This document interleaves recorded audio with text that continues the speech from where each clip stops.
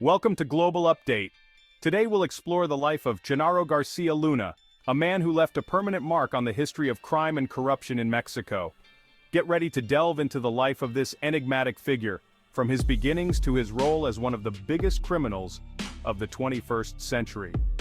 In this first installment, we explore the enigmatic and disturbing life of Genaro García Luna, the man who became one of Mexico's biggest traitors of the 21st century. From his dark past in Michoacán to his role in the network of corruption and organized crime, we unravel the story behind this dark and controversial character.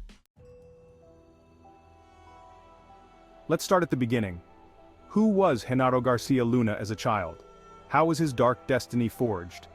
Genaro García Luna, known as the Cursed One in his childhood and the Monkey in his youth, has a fascinating and disturbing story. His family moved to Colonia Primero de Mayo in Mexico City, fleeing Michoacán. There they lived in an area known as the Basket, a haven for Secret Service agents and criminals of the time. The Basket was a place where former Secret Service commanders and criminals from that era in Mexico took refuge. It was a loot warehouse and a center for clandestine operations. Genaro's father, implicated in crimes in the state of Michoacán, fled to Mexico City to hide with his family. How was Genaro García Luna recruited at such a young age? Genaro was recruited at an early age. As a child, he was taken in by the commanders of the Secret Service. At 6 years old, he was the organization's errand boy. At 11, he was already serving as an informant, gathering information from merchants in the Romero Rubio market. This information was used to carry out robberies against their neighbors. And how did his career evolve within these circles? As he grew older, Genaro became a professional robber. At 17, he pulled off a significant heist, which allowed him to amass a large fortune.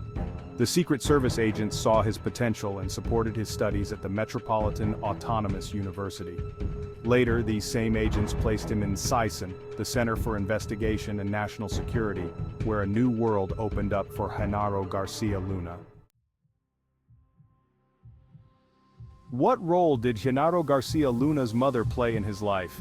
His mother was aware of Genaro's criminal life and was fed up with it, to the point where she wanted to testify against him, since one of the robberies he committed was against one of her neighbors. Genaro's mother went to report him, and while at the public ministry, her son's lawyers convinced her not to do it, and that's when Genaro received impunity for the first time, which marked a crucial point in his criminal career. Genaro had several nicknames throughout his life, like the Monkey, the Stutterer, the Gorilla. How do his nicknames and aliases reflect his character? The nickname, the Monkey, comes from his aggressive attitude and his tendency to be violent. In elementary and middle school, they called him the Gorilla, because of his intimidating behavior, and his tendency to always have two escorts with him, who resembled gorillas due to their height and build. Other nicknames like the Stutterer were due to the speech impediment he had since childhood, and the Garrito from Michoacán was due to his birthplace in Michoacán, from where his parents fled.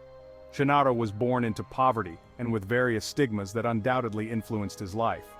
However, the psychopathic traits he displayed since childhood were undeniable. Traits that he developed in adulthood, and that shaped him into one of the worst criminals in the world. Thank you for joining us in this first installment of the life of Genaro García Luna. Don't forget to subscribe and activate notifications to stay up to date on the latest news and impactful analysis. See you next time on Global Update.